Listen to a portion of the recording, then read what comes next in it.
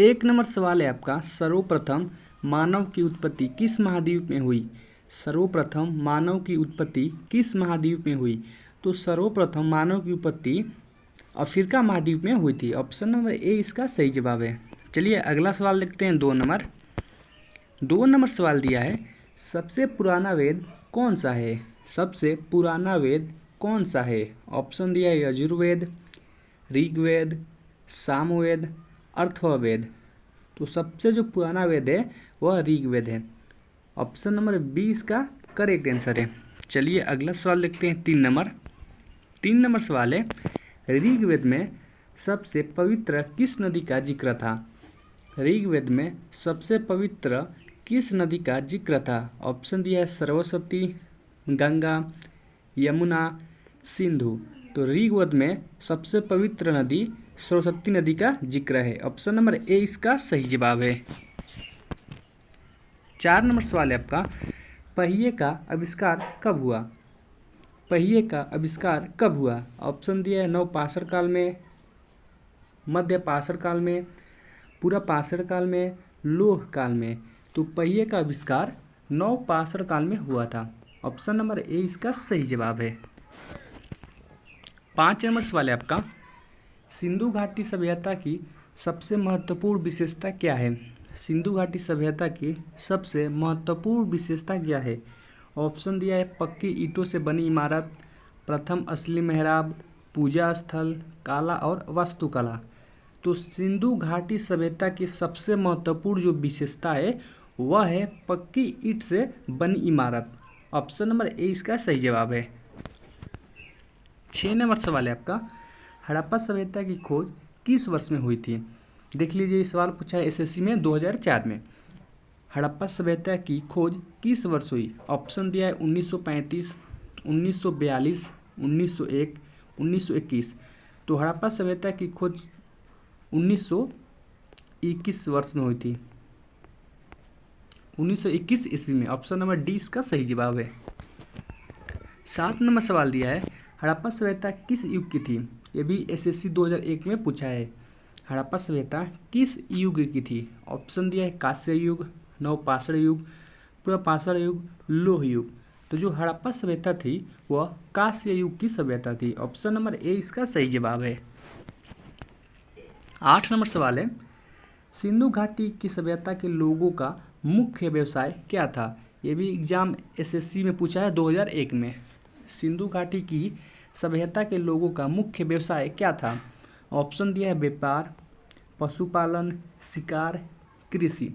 तो सिंधु घाटी के सभ्यता के लोगों का मुख्य व्यवसाय कृषि करना था। ऑप्शन नंबर डी इसका सही जवाब है। 9 नंबर सवाल है आपका, हड़प्पावासी किस वस्तु के उत्पादन में प्रथम थे। ये भी एसएससी के एग्जाम में 2001 में पूछा है। हड़प्पावासी किस वस्तु के उत्पादन में प्रथम थे। ऑप्शन दिया है मुद्राएं, कांसे की औजार, कपास, जौ।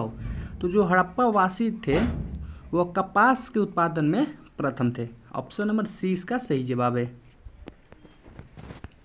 10 नंबर सवाल है आपका, सिंधु घाटी सभ्यता की लिपि कौन सी है। ये भी एग्जाम में पूछा है एसएससी का 2013 में। सिंधु घाटी सभ्यता की लिपि कौन सी है। ऑप्शन दिया है ब्राह्मी लिपि, तमिल, खरोष्टी, अज्ञात।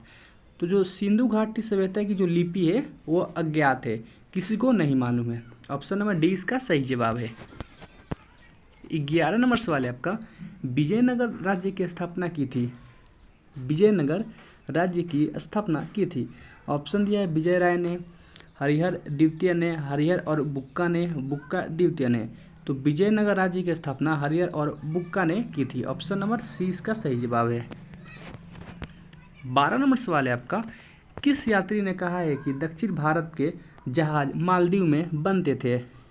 किस यात्री ने कहा है कि दक्षिण भारत के जहाज मालदीव में बनते हैं। तो इसका सही जवाब है ऑप्शन नंबर ए, बारबोसा ने कहा है। चलिए अगला सवाल देखते हैं।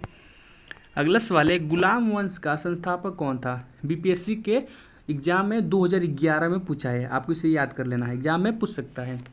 गुलाम वंश का संस्थापक कौन था। ऑप्शन दिया है इल्तुतमिश, कुतुबुद्दीन ऐबक, रजिया, बलबन। तो गुलाम वंश का संस्थापक कुतुबुद्दीन ऐबक था। ऑप्शन नंबर 20 का सही जवाब है। अगला सवाल है आपका, रजिया सुल्तान किसकी बेटी थी? ये भी एसएससी के एग्जाम में 2011 में पूछा है सवाल। रजिया सुल्तान किसकी बेटी थी? ऑप्शन दिया इल्तुतमिश की, कुतुबुद्दीन ऐबक की, नासिरुद्दीन की, बलबन की। तो इस सवाल का जवाब आप लोग कमेंट बॉक्स में बताएं। 15 नंबर सवाल है आपका, आनंद मठ नामक पुस्तक के रचयिता कौन है? आनंद मठ नामक पुस्तक के रचयिता कौन है? ऑप्शन दिया है बंकिम चंद्र चटर्जी, रविंद्रनाथ टैगोर, मुल्कराज आनंद, महाश्वेता देवी। तो आनंद मठ नामक पुस्तक के रचयिता बंकिम चंद्र चटर्जी है। ऑप्शन नंबर ए इसका सही जवाब है। 16 नंबर सवाल है आपका, मेगास्थनीज किसके दरबार में था?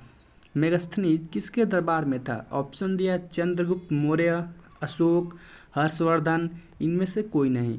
तो जो मेगास्थनीज था वह चंद्रगुप्त मौर्य के दरबार में आया था। ऑप्शन नंबर ए इसका सही जवाब है। 17 नंबर सवाल है आपका, 1857 के विद्रोह की शक्ति का सबसे महत्वपूर्ण तत्व कौन सा था?